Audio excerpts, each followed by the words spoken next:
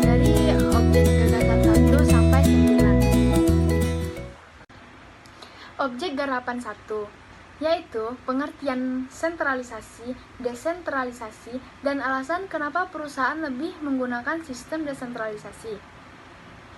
Sentralisasi yaitu suatu metode dalam pengambilan keputusan yang dilakukan oleh manajer puncak dan manajer pada jenjang yang lebih rendah yang bertanggung jawab dalam mengimplementasikan keputusan-keputusan tersebut. Sedangkan desentralisasi adalah suatu metode pengambilan keputusan yang memperkenankan manajer pada jenjang yang lebih rendah dalam membuat dan mengimplementasikan keputusan-keputusan penting yang berkaitan dengan wilayah pertanggungjawaban mereka. Alasan kenapa perusahaan menggunakan sistem desentralisasi, yaitu yang pertama, mudah dalam mengumpulkan dan memanfaatkan informasi lokal. Yang kedua, yaitu fokus manajemen puncak. Yang ketiga, menilai dan memotivasi manajer.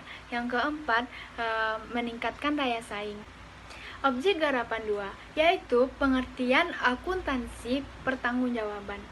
Akuntansi pertanggungjawaban yaitu sistem akuntansi yang dirancang sedemikian baik sehingga dapat mencatat dan melaporkan pendapatan dan biaya yang timbul akibat pelaksanaan suatu aktivitas kepada manajer yang bertanggung jawab terhadap aktivitas tersebut. Objek garapan yang ketiga yaitu jenis-jenis pusat pertanggungjawaban beserta contohnya. Yang pertama yaitu pusat biaya. Pusat biaya adalah pusat pertanggungjawaban yang manajernya bertanggung jawab hanya terhadap biaya. Contohnya, departemen produksi dari suatu pabrik seperti perakitan dan penyelesaian. Yang kedua yaitu pusat pendapatan. Pusat pendapatan adalah suatu pertanggungjawaban yang manajernya bertanggung jawab hanya terhadap penjualan. Contohnya, manajer departemen mengatur harga dan memproyeksikan penjualan. Yang ketiga, yaitu pusat laba. Pusat laba yaitu suatu pusat pertanggungjawaban yang manajernya bertanggung jawab hanya terhadap pendapatan maupun biaya. Contohnya, manajer publik diberi tanggung jawab untuk membuat dan memasarkan produk tersebut. Jadi, manajer bertanggung jawab terhadap pendapatan dan biaya yang menempatkan mereka ke dalam pusat laba. Yang terakhir yaitu pusat investasi. Pusat investasi yaitu suatu pusat pertanggungjawaban yang manajernya bertanggung jawab terhadap pendapatan biaya dan investasi, contohnya divisi-divisi.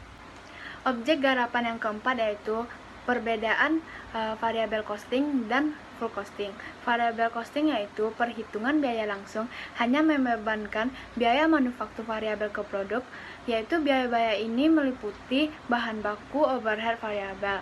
Sedangkan full costing yaitu menentukan harga pokok produksi, memasukkan semua biaya produksi baik yang bersifat variabel maupun bersifat tetap terhadap produk. Objek garapan yang kelima yaitu penilaian persediaan dengan metode variabel costing dan full costing. Dalam metode variabel costing, persediaan akhir hanya mencakupkan biaya bahan baku langsung, biaya tenaga kerja langsung, dan biaya overhead variabel. Tidak dimasukkannya overhead tetap dalam hasil biaya persediaan perhitungan biaya variabel yang membuat penilaian persediaan yang lebih rendah dibandingkan metode full costing. Sedangkan di dalam metode full costing, persediaan akhir hanya mencakup biaya bahan baku langsung, biaya tenaga kerja langsung, biaya overhead tetap per unit, dan biaya overhead variabel. Objek garapan ke-6 yaitu penyusunan laporan laba rugi dengan variabel costing dan full costing. Double the pool. Double the game. Objek garapan yang ketujuh yaitu hubungan antara produksi, penjualan, dan laba dengan pendekatan variabel costing dan full costing.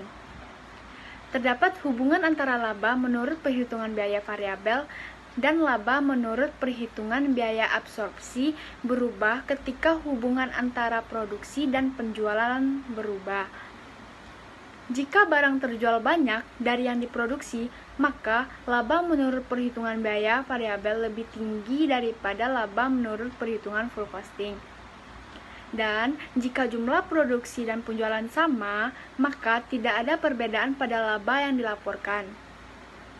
Jadi, hubungan antara produksi, penjualan, dan kedua laba yang dilaporkan, jika produksi lebih kecil dari penjualan, maka persediaan berkurang.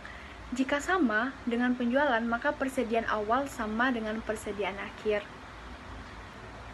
Objek garapan yang ke-8 yaitu pengertian segmen. Segmen adalah subunit dari suatu perusahaan yang cukup penting dalam pembuatan laporan kinerja.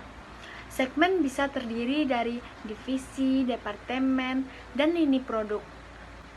Objek garapan yang ke-9 yaitu penyusunan laporan laba rugi segmen pendekatan variabel costing atau termasuk beban tetap langsung dan beban tetap umum. Dalam laporan laba rugi segmen metode variabel costing terdapat yaitu beban tetap langsung dan beban tetap umum. Beban tetap langsung adalah beban tetap yang secara langsung dapat ditelusuri ke salah satu segmen tertentu. Beban ini terkadang disebut beban tetap yang dapat dihindari atau ditelusuri karena beban ini akan hilang apabila segmen ditutup atau dihapus.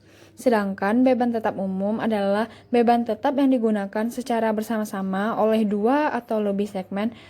Beban ini sering muncul apabila salah satu segmen ditutup atau dihapus. Sekian dari saya. Thanks for watching. Bye-bye. Assalamualaikum.